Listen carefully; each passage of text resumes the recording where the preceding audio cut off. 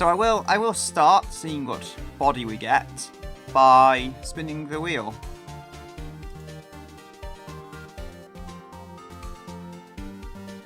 And we've got a sedan, or saloon, whatever. So that's the thing. Could be an interesting build so far. Can now change the wheel, so there's an ad up there that we can probably get rid of. We can go spin this, see what size we are getting. We are getting a mid-size sedan, as it calls it, or saloon. This should be interesting. So we'll go see which ones are available for a start. This one seems like a good start. Not sure I'll keep it, but it seems like a decent starting point. I think we've had a mid-size sedan before with that BMW thing, and then it really threw everything off by deciding to make it mid-engined. Or rear-engined, should I say. I've got to give him the wheel ideas, and it's made it mid-engined. But you know what? I'll take it. Gotta make sure that we actually have a body that supports mid-engined. And I think this one does. So this is 2.73 wheelbase. I would say it fits into mid-sized. I mean, we just have to try and check everything actually fits. And then we can change the body as and per we need to. So we can go 1 to 7 on the numbers. I will just show this without the wheel. This is what we've got to work with currently. None of it is configured, but it's this body style. So we will bring that up again and spin. Got treated steel. That is heavy. I don't know how else to say it. One of the worst I could get. But we still have a chance of actually building a decent car, which I probably shouldn't say. 4, so I think we've got 1, 2, 3, got another space frame. Starting off, that's not too bad. Alright, I say, I probably shouldn't be saying it's not too bad, because I know what happens when I say that near the wheel. Okay, I can run with this. So we have got mid-engined, I believe, if we check here. Yes, it did choose mid-engined. Oh no. It's got, that's the size, but it did choose mid-engined. I just can't check it right now. So we will spin this wheel, see what kind of body style we get. We're getting mid-longitudinal. Could be interesting. I think I'll have to change this body. There's just no space in the cabin. Not sure if that's visible here, but there's no body space because the engine goes up to here. So now we have 5 options for suspension. I just won't say anything.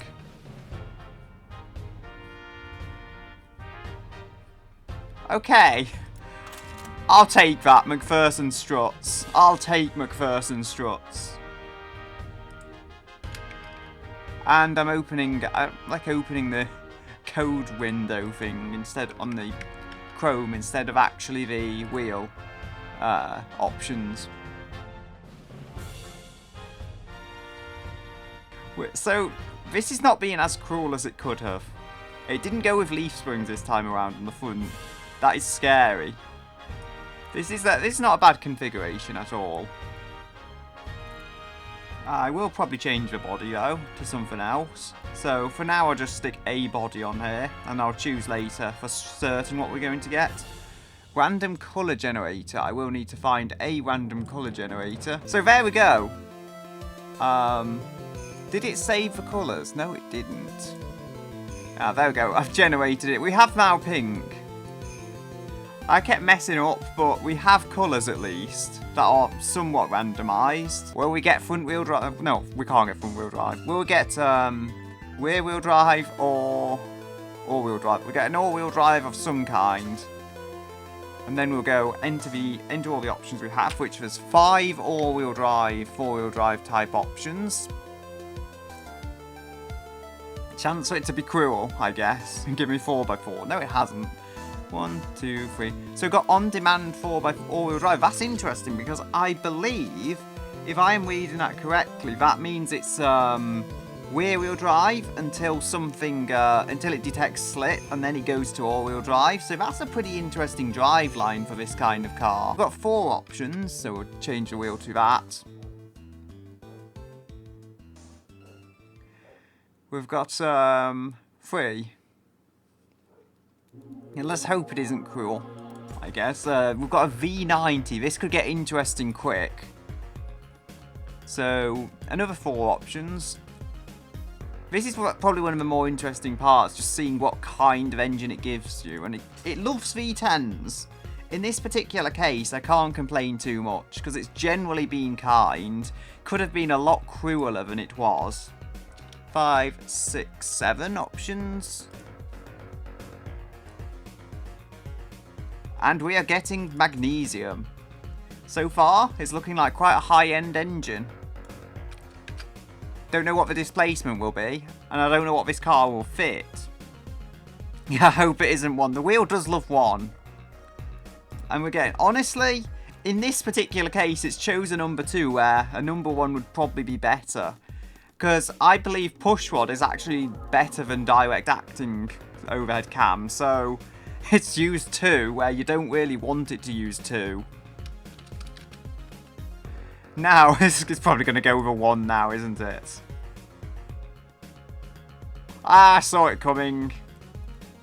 This isn't the end of the world, but Iron Eco isn't particularly good for the header. So, it's something to work around. The size. We need to decide the size. I see, this looks like it can fit quite a big engine in this car, at least. We can go absolutely gargantuan and it'll fit. I don't see why we should have to go beyond 10 litres, so I'll choose up to 10 litres, because after that point it just sounds like so absurd. I'm not really going to get a good engine out of it. For a car, it just starts becoming a truck engine and nothing but a truck engine. 6 litres. I'll take that. I honestly think this is going to be quick. Even if it doesn't give me a turbo or anything, I think we're on to a very quick build. Before it was actually pretty kind, maybe a little too kind with the sports car it built. So that's a thing. Gonna try and just get this up to size. Just waiting for it to choose 1 on brakes or something. So far, this is not a bad engine. It is visible behind the wheel, just about. I was thinking here I didn't select an option. No, it just selected 1. 7 options here. And I've got to correct it because I missed out 1 because of engine size and stuff. Okay, we've got cast iron. We're not looking good now. Not looking good. It's probably usable, but still not great. And then we've got something fairly high-end. Forged light. The one thing about cast iron, it's not the heavy-duty version, so we should probably be able to get a few revs out of it without it completely blowing up. Oh, I've got 7. We got a 7. And it's low friction cast. I was going to think, do we want a 1? I'm not sure low friction cast is even any better because of the way it's sorted it. It's cast iron regardless. So we have got 3. Yes, we have indeed got 3. We've got balance shafts. Okay, that somewhat makes up for it. Do we get... Are we allowed VVT? Because if it's cruel, it won't give me any VVL or any VVT. It's done that once before. And we are getting valve timing, okay. We are going to check the variable valve lift, see what we're going to get here. Nope, we don't deserve variable valve lift. And the aspiration, there's 4 different options, and then there's like sub-options if we get turbocharger, so we'll see. Number 2, we'll get a supercharger. This is, honestly, despite the internals not being perfect, I think this thing's going to make some power. Because I've had it before where maybe an imperfect configuration, but it just makes up for brute size and aspiration. We get a screw supercharger. Oddly, when it chooses a supercharger or a turbocharger, it likes going high-end for some reason. And I do need to get the microphone noise blocker. That's on the art PC. Because I didn't move it back. Okay, we've got 4. It does like high-end superchargers and stuff. As I say, it like gives me all the high-end options here for some reason. Are we going to get injection? No, we're going to get a carburetor. It's back to carburation. I don't know. Back to carbureted engines, like it did love doing this before. Now watch it give me a single barrel carb or something really low end. We've got 4. It actually seems to like DCOE carburetors. I don't know why, but there's been a number of times it's actually selected DCOE. Probably like 3 or 4 times it's selected DCOE as the option. No idea why. It just likes DCOE carburetors in some regard. At least DCOE carburetors are pretty good in the grand scheme of things. They do push air through the engine, and we get 4 of them. Okay, I'll take this. So it is using a carbureted kind of fuel delivery type, but they're not half bad. For once it's chosen. So we've got 6 options. Let's see which fuel it chose.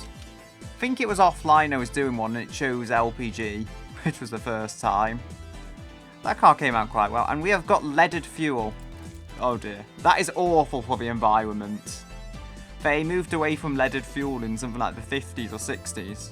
So, quite a while ago they decided, hey, maybe we shouldn't be putting lead in the fuel. Maybe it's not good for the environment. But we have to use leaded fuel. And I got confused with the 2 menus, but there is still 3 options. We've got regular leaded gasoline.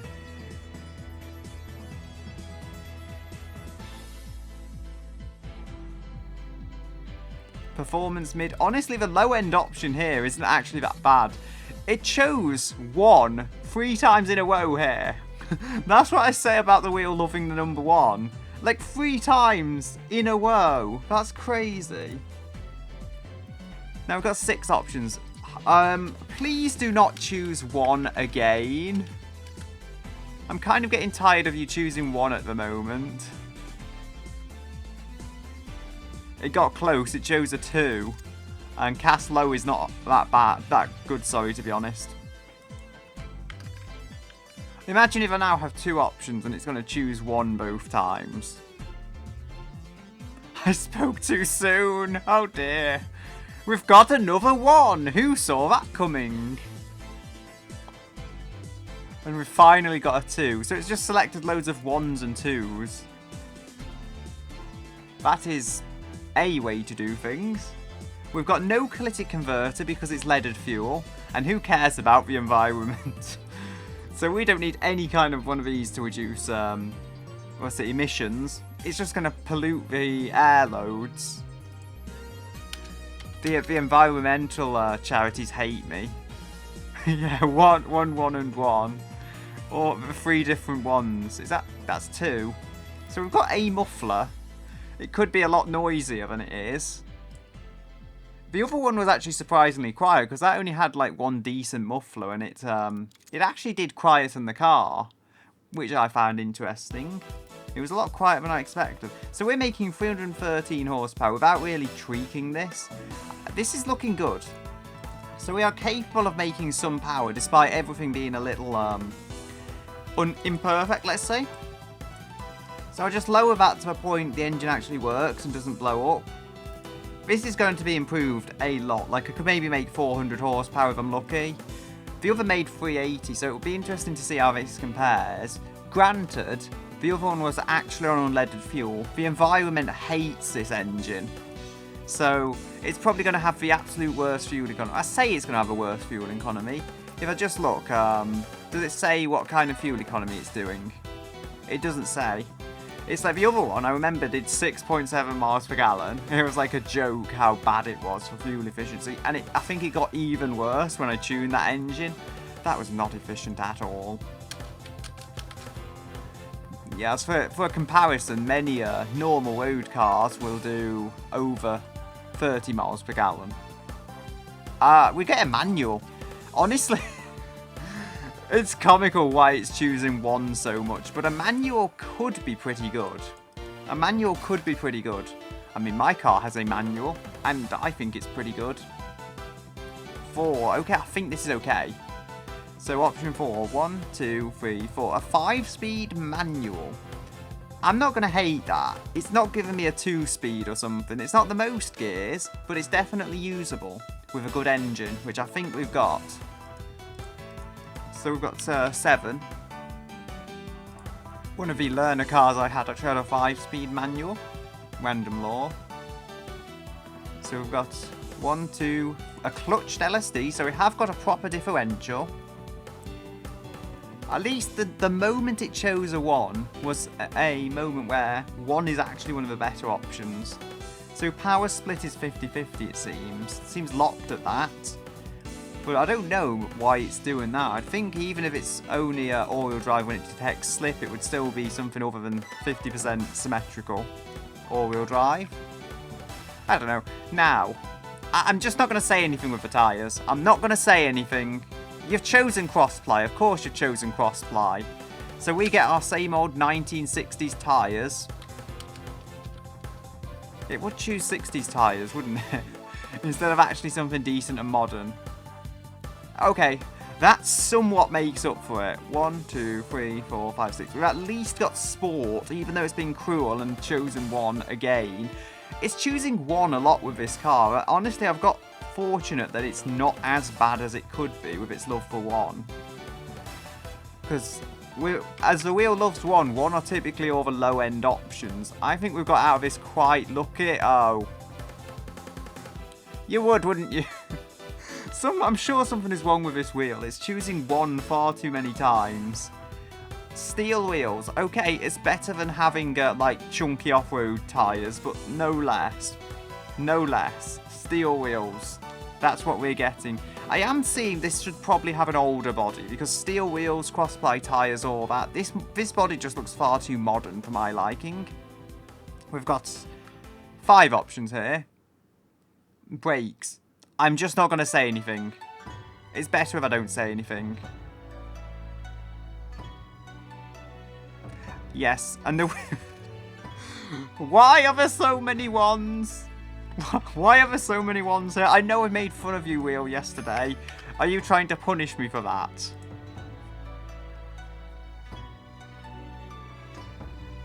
Solid discs. Honestly, at least the brakes are consistently pretty bad. You know, at least it's not giving me carbon ceramics on the back or something. So we can try and make them massive. I don't know what the tyre widths are, actually. So how wide? We can go 245. I think even being cross-ply, I think we're going to get decent width for what this car is. We did before, and that was on cross-ply. I think it was on medium cross-ply. So this could potentially be quicker, despite everything. Because it does still have the tyre advantage. As small as that advantage may be. So what's our third option? 1, 2, 3. 3-piston solid discs. That's better than I would like. But at this point, as I say, I'll just tell you it's not got carbon ceramics. So of these 7 options here, are we going to get something half decent? None. Look, I can't be the only one seeing this. How many of the number 1 it is choosing? Like, I can't be the only one that sees this. So we're not going to have any rear seats because it's mid-engine. So even if it says that's appropriate, I don't think you're going to realistically seat. What's it? I think you can get 2-door sedans. They're just not as common. So I think I'm going to have to find a 2-door because it's mid-engine. A 4-door just doesn't make sense. You've got doors going to literally nothing but an engine. So we're going to go 4, 5, 6, 7. Probably already had all those entered, but I just threw it all away for some reason. Oh, and we're getting a race interior. I can feel some vibes here. Okay, I found something. I found something that fits the body. This is probably as good as we're going to get. Or fits the engine, should I say. So that's a coupe. Hatchback. I think this is a BMW 1 Series. There we go. So this is the one we've got. Yeah, pretty sure this is a BMW 1 Series body. Looks like we're building another BMW. Because the BMW is what fits the engine and looks somewhat decent while doing it. And also seems to have some interior cabin space set up this way. It's odd, but the cars which are not front-engined always seem to end up being BMW bodies. And BMWs are typically front-engined, so go figure the craziness. We are on steel wheels, so I could probably actually change that now. I will need to ask it what downforce it wants. I'm not going for an own downforce because that happened on an offline build. It didn't look good. They don't look too bad. I may have to change the overall wheels and stuff though. I mean, it's obvious the track width is terrible, but I can adjust that. This is actually similar to the other one we've got. Double wishbone rear, McPherson struts front. And it's actually a BMW body as well. Just this is mid-engine, not rear engine, which I think is slightly better for overall balance. Because of the nature of these bodies, we've got rear doors that go nowhere. It doesn't allow me to have a coupe, so I'm stuck with the hand which it has dealt me, which is having completely useless rear doors that go nowhere. They're certainly not going to be used by humans. We won't be having rear seats because it just doesn't make any sense when the engine is in the back. There's not going to be space in reality for rear seats. There's going to be space for front seats though, and we could go with a bench seat, but I don't think bench seat's going to work. I do still think though this car might have some potential despite anything. So I'll go with, I think I'll use similar to what I used before. Because typically going before 8-track doesn't really work. I'll probably just use 8-track to whatever's modern. 1, 2, 3, 4, 5, 6. Because 8-track is... It's too old for this, yes, but it's likely mounted in the same way as just a single DIN head unit as many other stuff, so it's not like inconceivable you could for some reason downgrade it to an 8-track. Why you would do that, I don't know. So 1, 2, 3, 4. Okay, we've got sat-nav. That actually suits it. And what else do we have? Do we have premium or luxury sat-nav? Let's see. We have premium. I'll take that. So it's a race car with cross-ply tyres and a sat-nav. Seems interesting. Now... Please be kind, wheel. I know you like tormenting me, but for this once, I just want you to be kind and give me a good number. No, it's given me manual steering. The only silver lining to this, it's got manual steering, but all the engine weight is over the back axle, or towards the back axle, so the front isn't going to have as much nose weight over the steering. That's the only silver lining we get with the manual steering. That, and it's going to be lightweight, if only slightly lighter than power steering, and you've not got ABS. The love for the number 1 is doing this car in. It just so loves the number 1. So I'll probably go 1980s onwards for safety. I can't imagine this being before the 1980s. So we've got 1, 2, 3. Let's see how many there are. 1, 2, 3, 4, 5. Okay, so 5 options. What car option safety will it choose? And now you don't choose a 1. So we have 4. So we have... I think it was 1, 2, 3, 4. So we've got 2010s. Now, which level of 2010 safety will we achieve?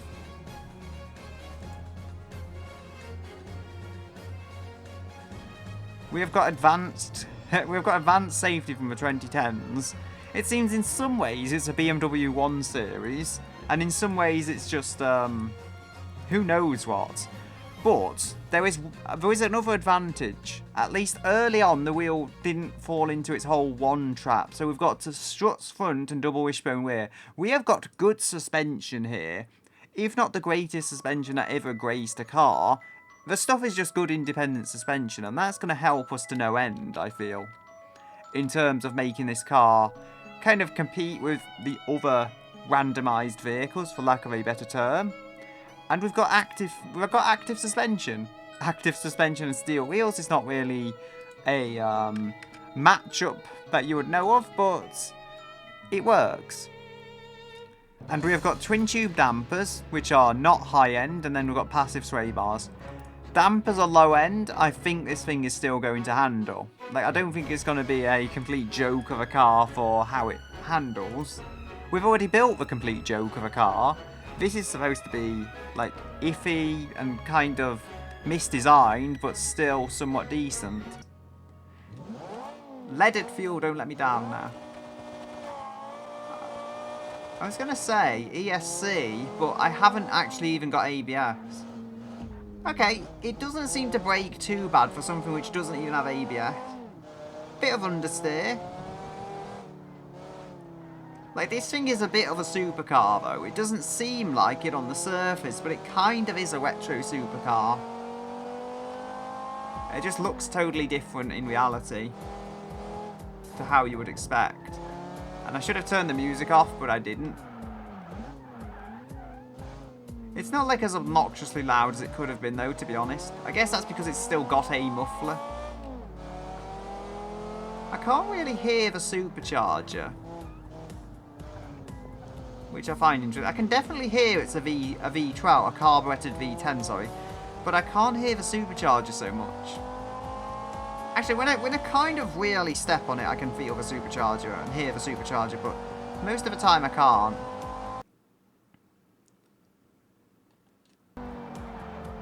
I mean, I want to try something because, I mean, it seems to be lagging slightly. So maybe it was because I wasn't clicked on the BeamNG window. Sometimes that is the case. Like, I'm able to control it and everything, but it's not technically clicked on the window. As I say, this hasn't got ABS, so I think the rest of the car kind of makes up for that. I had to hit that wall in a certain way, so that's why I turned into it, because...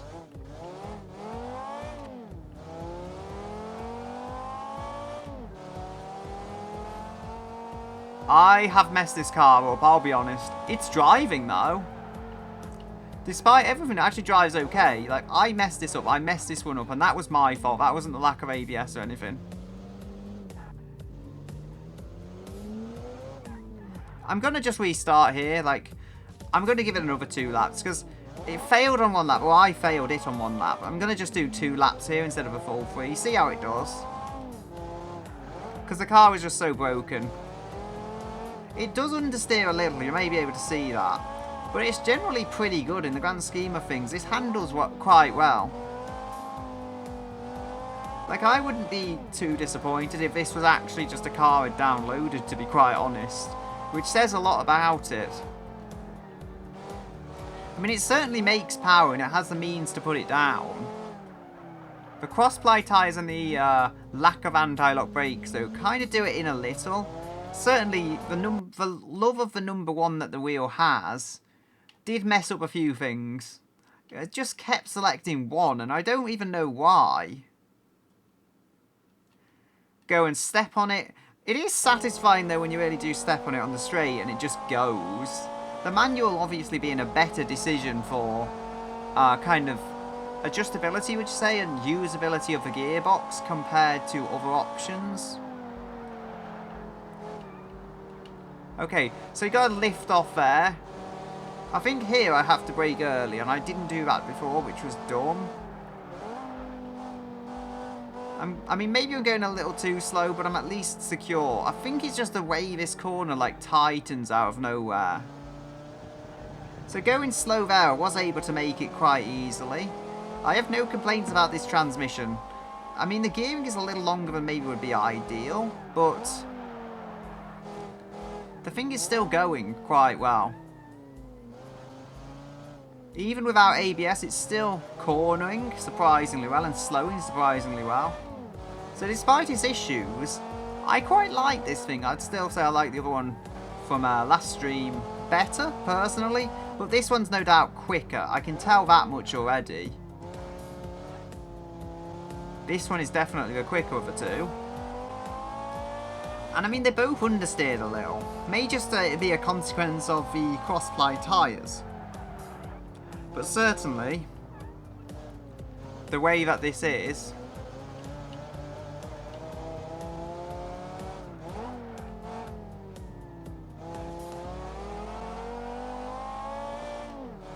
We're going to go across the line now, and then we'll do another lap. But I feel like now I know that I can't just attack that corner. I've kind of learned from my mistakes. The car is easy. There we go. There's actually a lot of grip available. So yes, there is understeer, but there's a huge amount of grip, and I like that. You can carry a lot of speed, though. It's one of those things. I'd rather have it understeer, though, than just be a completely uncontrollable oversteering mess.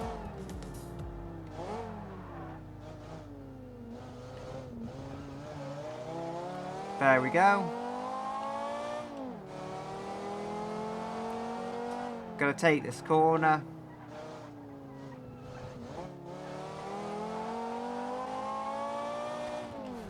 And on we go to this straight. I'm interested to see, though, just how this did, like, in the grand scheme of things. Because it does feel genuinely like an actual touring car, perhaps more so than anything else I have built. And you can tell the engine's in the middle, like, you can tell the weight balance is maybe different to a front engine car. But it doesn't feel at the same time like it's playing against it. If I'm honest, it feels like maybe it would be a competitor to the higher end versions of the Civetta, is it Bolide? Look, at this point, I messed that up. I tried to carry in a bit more speed than the first lap. I actually seem to have managed to avoid damage mostly. Like, the alignment is kind of messed up. I think the thing can still take a corner. So there's a chance this is still going to be the quickest lap. I know, yeah. I blame the ABS for that. Although, granted, the car did pull itself back in quite well. Overall, I would say I like the world's fastest watermelon. Come on, use your all-wheel drive, use your all-wheel drive. Yeah, I think the first lap I did of this one was better because I was just cautious, and here I just went full out and attack, and I think that's probably done me in overall.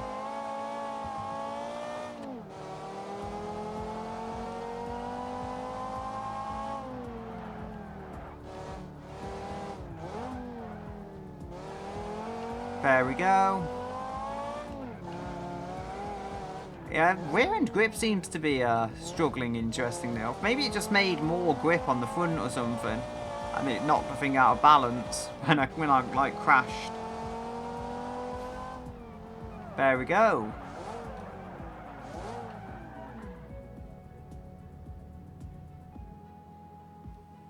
So,